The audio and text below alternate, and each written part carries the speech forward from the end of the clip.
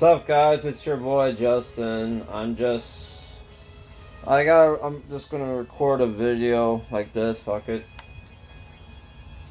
Shit. I'm also grinding in Final Fantasy X. I thought I'd play Final Fantasy X. So I saw 28 Years Later, Friday night, the sequel to 28 Years Later by Nia DaCosta, who directed Candyman, not Danny Boyle.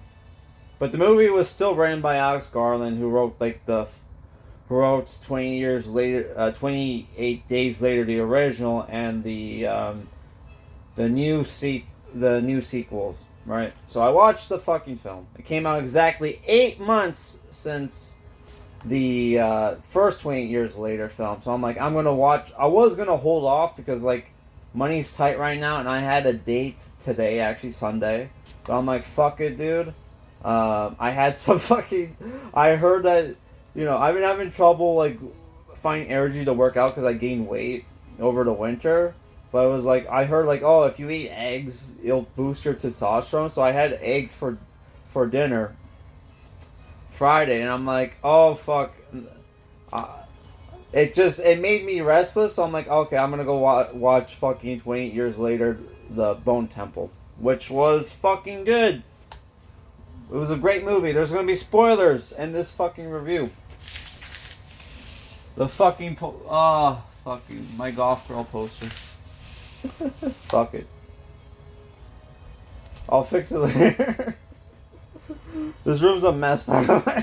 That's why I'm like, I don't want you to see my fucking room, my messy room. Sorry, what was I fucking saying? I had to fix the poster.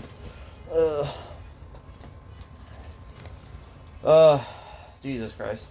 So I saw the new movie, and a lot of people were worried that the movie was gonna suck because they had the Candyman remake director working on the film, which if you've seen that movie, you know that movie's not as bad as people say it is. It's just the writing that is bad about that fucking film. And if I knew if this movie was going to suck, it would have to do with the writing and expectations. And boy, was I not a fan of some of them. Because it's the movie, I hyped. When you set up as satanic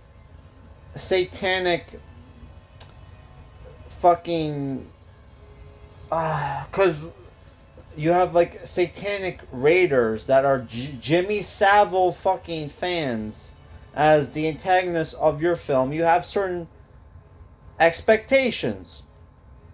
I was expecting, this new fucking trilogy of films were gonna be one epic fucking Lord of the Rings style zombie fucking trilogy, right? The zombies are insequential. It's going to be some kind of epic battle versus good versus evil in this fucking, post-apocalyptic zombie world, right? That's what I was expecting. And it's oh no, it was none of that. I was projecting fucking crazy. So it's fuck. Not to say the movie is not good. The movie is good. The fucking problem with the movie is that it turns into, oh yeah, this is just another fucking, it's just about, the movie turns into what is basically all zombie movies turn into. It's just a battle to survive. That's it. We're just trying to survive in this world. It's who fucking gives a shit, dude? For fuck's... Is that fucking worthy of, making a trilogy? You could have just had one fucking movie. We needed a new trilogy for it just to be another battle for survival, dude. That is fucking lame as fuck. That is lame as fuck, and kind of a waste of my fucking time, to be honest, dude. Not to say the movie was bad, it was good, but the problem with the movie is you set up, two villains, one with the alpha, and then one with the leader of the satanic called Jimmy, who looks like a complete bitch by the end of the movie, by the way. Who was the best fucking thing? Him and Ralph Fiennes, whatever way he likes to prefer. I think he likes his name to be pronounced Rafe instead of Ralph, or whatever the fuck. Ray Fiennes, and the guy does a great job in the role. I love the scenes where he's like dancing to Duran Duran and shit like that. Where people are like, all like based off the trailers, the people think, oh, he's gonna, you know, fucking tame the alpha and then use the alpha Samson against the satanic cult, which does not happen in the movie at all. And that's where we're going to go into spoilers. So if you don't want to get spoiled by my review, it was a great film, but it ends in a way where it's like it turns into almost The Last Jedi, where it's like, this kind of feels like this trilogy is kind of like you're just making shit up as you go along, or it's like kind of has like, or like it's the thing where like the movie doesn't really have a point, you know. Which people were like, oh, I bet what's his name is Cillian Murphy is going to show up in the movie. Because there's a scene in the trailer where like there's a guy who has like a flamethrower kind of thing, where he uses like a propane like tank as like almost like a flamethrower. Yeah. Cillian Murphy is in the movie, but he's not in the movie till the end. That was like a random survivor. So the movie starts off with our boy Spike having to gets initiated into Jimmy's gang, which is called the Jimmy's Fingers. So they're all named Jimmy, have to wear blonde wigs because they like to. Because for people who don't know who Jimmy Savile was. Jimmy Savile was a comedian / British children's entertainer from the 70s or 80s. I don't fucking know. All I know from Jimmy Savile was from Eddie Bravo, and it turned out to all be true. Eddie Bravo was like Joe Rogan's like conspiracy theory friend, who was also a Brazilian jiu-jitsu expert who has his own gym called 10th Planet or whatever, which is funny because he's a flat earther now.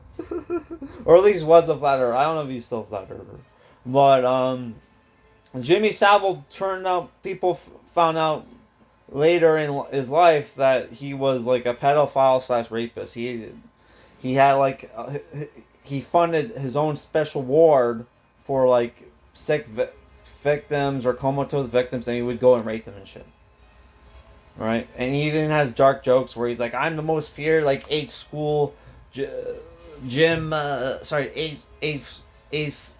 female student wrestler." Fucking, I don't fucking know. You make jokes about being like female wrestlers. He was most feared like female middle school wrestler because he would wrestle middle schoolers, female middle schoolers, and people were like, "Oh, that's funny." It's like, not I realize he's talking about fucked up shit.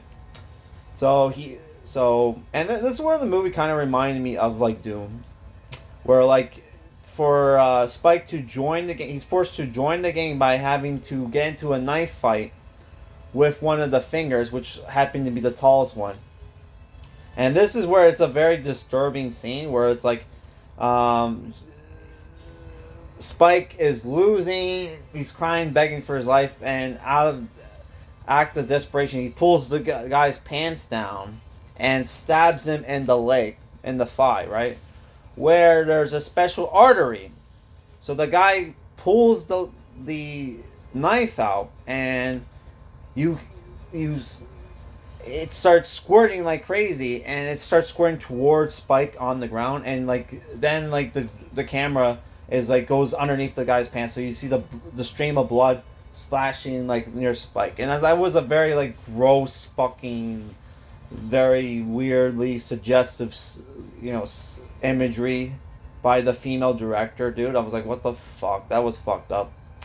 And he becomes a new member of the gang, and what they do is they go around giving charity. Charity being we're gonna kill random survivors and torture them, and as tributes to Old Nick, which Old Nick is Satan in the movie, which is fucked up, but it is what it is. And one day, they find they find one of the badass the most badass girl of the group, where there's like three girls in the group. Decide sees like Dr. Kelson, I think his name was Ray Fiennes' character, who at the entire movie was bonding with Samson because Samson gets addicted to the morphine that's used in like the doctor's fucking trank darts, and will show up just to get hit by the fucking trank darts. Already for like Ray Fiennes' character is like getting is going to run out of fucking the morphine darts, so he has to like decide either what, or he decides like, oh, I gotta fucking like kill Samson or whatever. But he wants consent or whatever, and then like until like he realized that like Samson talks in the movie. He says moon because they're just high on morphine watching like the moon at the night sky, right?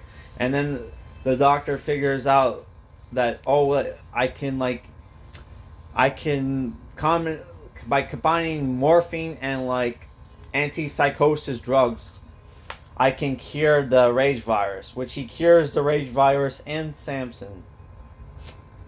So, which was like, huh? So the doctor cures the rage virus. So that was like, wow. So there goes one threat in the film that's neutralized. Because even like the zombies now are attacking, Samson. So what happens? The climax of the movie is that the badass girl sees Dr. Kelson and thinks he's the devil because of the bone temple, the memento mori ossuary, and he has the red skin or whatever from the iodine, right? And that's a very funny scene where like you see where Jimmy meets like Dr. Kelson. He's like, "Are you old Nick?" He's old Nick. I don't know an old Nick. And he's like, and he's like, "Oh, Satan." And he's like, "Are you a Satanist?" And he's like, "Yeah." So he's like, "Oh, so you're an atheist doctor. You think all this shit was caused by like bugs and dirt and all that shit?" I love how they're like both kind of mocking each other's like worldviews or whatever the fuck. Oh my fuck, which is fucking funny. But yeah, like the and this is where like Jimmy's like, because Jimmy like likes Dr. Kelson, so he's like, okay, I don't want to kill you, but my peeps think you're the devil, and I'm gonna lose face. And I also have the one chick in my group who's like giving me a lot of lip. So he's like, I will let you live if you pretend to be the devil and convince my peeps to stop fucking questioning everything I tell them to do, right? Because the one badass girl in the group wants to be like the leader or whatever the fuck. Which she befriends Spike, by the way. So like what ends up happening is like the doctor performs this awesome performance for the group. He has his own generator, so he plays like Numbers of the Beast by Iron Maiden or whatever the fuck that song is called. Which I like Iron Maiden, but I was never a fan of that song. So like I'm more a fan of like Run to the Hills and the Trooper and all that shit. Those songs. I haven't listened to Iron Maiden fucking forever. I'm not a huge metal guy. Okay, sorry. I'm just on the spirit grid. Oh, so I like the movie. The movie is good. But then it turns into like, this is where it gets very fucking dumb, because throughout the movie the fingers, that's the name of Jimmy's gang members, have been willing throughout the film in like kind of stupid ways, because they kind of get over cocky, right? Um, oh, how the fuck do I fix it? Okay. Yeah. And what ends up happening is that Dr. Kelson gets like once he just discovers they're going around killing, torturing people, and he sees Spike is with them. He decides um, to try to convince makes up some bullshit like, oh, for like you, my son, Jimmy Crystal, to inherit my power or whatever the fuck, my kingdom, you must like be crucified just like God's son was, the enemy's son, which he should have called him the enemy's son, because that's what Satanists call the fucking, or like the demons like to refer to as the God and whatever. I think that's like a fucking that's from William Blake or whatever, not William Blake, whoever wrote the fucking Paradise Lost books. I forget who. I'm not reading that fucking shit. Because probably Freemason, subversive bullshit, which is like, oh my god. There's this guy called Feral Historian, and he was like a right wing, like, commentator guy. And he makes like video essays on like sci-fi and shit. And he was talking about like fucking Arthur C. Clarke. And it's like, dude, like Arthur C. Clarke, it is known that the dude was a homosexual Freemason. So it's like, all that shit, all this shit is like fucking, subversive bullshit. Oh my fuck. Oh my god. Which I did comb my hair, dude, but it's like, fuck, dude. So back to this movie. So what ends up happening is that Dr. Kelson gets the badass girl betrays the fucking Jimmy Crystal for Spike, and they kill the other fingers, and they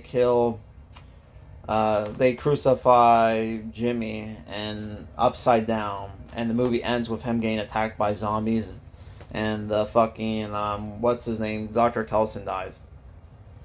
So by the end of this movie, we have two of our major threats have been neutralized, and then you get reintroduced to Jim from the first fucking movie, from Cillian Murphy, and his daughter, his biracial daughter, because he, which like there by. And 20 days later, he was with a teenage girl, and he was with a young black woman, right? So what happened to the young black woman? What happened to the teenage girl? They're gone, and you just see him with his biracial girl, which is probably his daughter, with the young black woman that he made with the young black woman. Which, this kid should be like in her 20s or like 20. I guess she wouldn't be 28, but like, she should be in her late 20s. Why is she a teenage girl, dude? It's been 20 years later. You waited like fucking 14 years or whatever the fuck to bang and pregnant the young black woman. That was fucking weird. And I guess he's like a teacher. He's teaching her about the old world. Which we gotta remind people, like the infection. England was cut off. The rest of the world is fine. Right? So he should probably be trying to, like, I don't know, dude. You would think he would be like, oh, let's get the fuck, I should get my daughter out of here or whatever. But I guess he doesn't, whatever the fuck.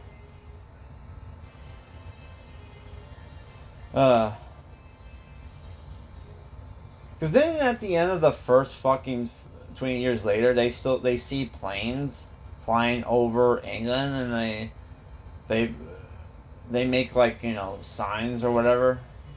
I don't fucking know. Whatever the fuck, they probably did try. So like, the movie ends with Spike and the surviving finger running from zombies, and then like Jim and his daughter sees them, and they go rescue them, and then like you have the theme song from the first 20 days later film play. So what do I think? I'll just give my overall thoughts on this film. I I liked the film, but the climax was disappointing. The film was not going in the direction I thought it was gonna go, which sucks. That's my fault, I guess, because I forget. Oh yeah, these are written by atheists, Gen X, or liberals. They trash, like Jim trashes right wing nationalism, at the end of the fucking film. So it's like, oh, so it's like all the fucking British right wing channels that were like, oh, this movie is like pro like right wing or whatever the fuck, or is like, nah. Alex Garland trashes fucking yeah, that shit, dude. Holy fuck. It's like, oh, fuck, that was fucking funny, dude. All the I can't wait to watch the fucking those channels and see go see if they review this movie and see all them spurred the fuck out. That's gonna be fucking funny, dude. Oh my god. Yeah, that's gonna be funny. But there's more diversity in this film than in the last film. I would say half the cast is non British white or whatever the fuck you want to call it. Which is fun. Which is funny because people are like, oh, we're praising the first film. We're like, oh, there's hardly any diversity in this film. Oh fuck, they're gonna spur, dude. They're gonna spur. Which was kind of what I like the movie. I would say the first movie was 28 years later. Was I would say was somewhere between an 8 or a 9 out of 10. This movie is somewhere between a 7. I would say it's a solid 7.5. Though some of the music choices I did not like, but whatever. It was what it was.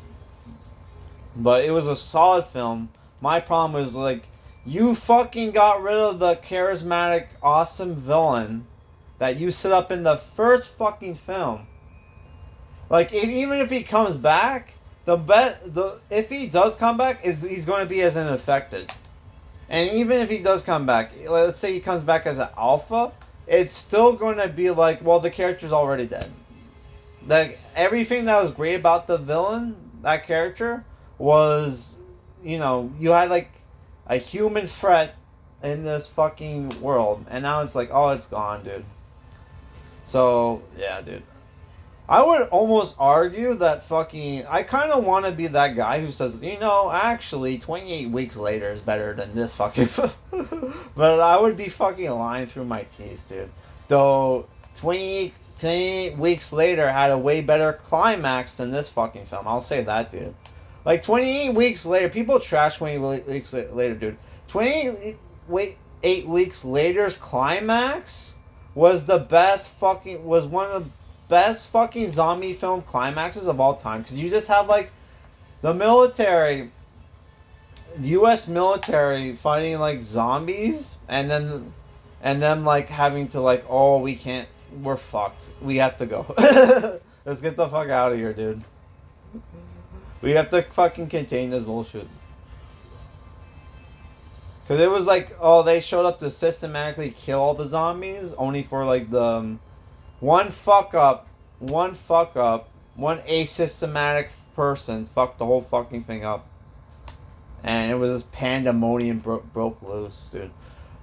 I'm so fucking sad that we never got that, we should have got a sequel to 28 Weeks Later, dude. Because it would have been, because for people don't know, at the end of 28 Weeks Later, the fucking helicopter crashes on Paris and causes with the asymptomatic survivors, and causes an outbreak in Paris, which we know that's the fact that there's still people the civilization is still going on in these new movies. That okay, they probably, you know, suppressed that, you know, that outbreak, which would have been awesome to see, wouldn't it have been? But that would have cost money, and like horror movies, the whole reason why horror movies do so well and they're so popular is because they don't cost too much to make,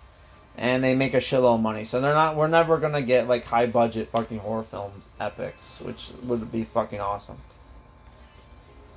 Cause like wasn't it Gore Verbinski wanted to make like a like epic big budget horror fucking H.P. Lovecraft film, like called Cthulhu, but they're like, okay, for you to make this movie, we need to be 14A. Which you could definitely do a 14A Lovecraft film, because what the scariest elements of Lovecraft is not the gore. You know, there is gore in Lovecraft stories, but it's like it's mostly like the, you know, the fear of the unknown and like seeing fucked up fucking shit and like madness and otherworldly forces out there that hate you, want you like dead or whatever the fuck, right? I don't fucking know. So you could do an awesome like 14A, like, you know, Lovecraft's epic film, but like the guy's like, no, I wanted to be 18A, fuck you. Oh my god. So I'm just going on a tangent, but yeah, the movie was good, but it's like any hype, like it just, my problem with this fucking, what made me so hyped for these new trilogy of films is like, oh, they're doing something different from the what normal zombie films are usually all about, which is survival, right? And then it just turns into, oh, we have to fight and survive. Which is like, get the fuck out of here. If you wanted to say fighting, if you just wanted, like, Jesus fucking Christ. Because then it's like, okay, then if all this movie comes down to is like fighting for survival, all that bullshit, then like he should have just stayed in his fucking village, dude, the entire fucking time. But he doesn't want to because his mom died and his dad found a new girl. What the fuck? I don't know. Which, is he even going to go back to the village in the fucking third film? Who the fuck knows? Like, what reason? Like, there's no reason for him not to go back, dude. But he can't go back, or there will be like no fucking story. So I don't know. Whatever. It is what it is. So that's it for this review, guys. I hope you enjoy. I'm gonna post Monday. I'm gonna post my top 10 worst films of 2025, and then I'm gonna have graphic novel review, and then I'm gonna start my book. I'm starting to read this new book, which had like, it's like this dark fantasy book that kind of had like 20 years later vibes, but instead of zombies everywhere, and you have these sheltered communities that have to like protect themselves from zombie attacks. It's demons, which, you know, it's called the demon cycle. So I'm gonna review that instead of the second half of the Gene Wolfe like Book of New Sun series, which I will finish that. You know, that will be my next book after that. Yeah. So that's it, guys. Peace out.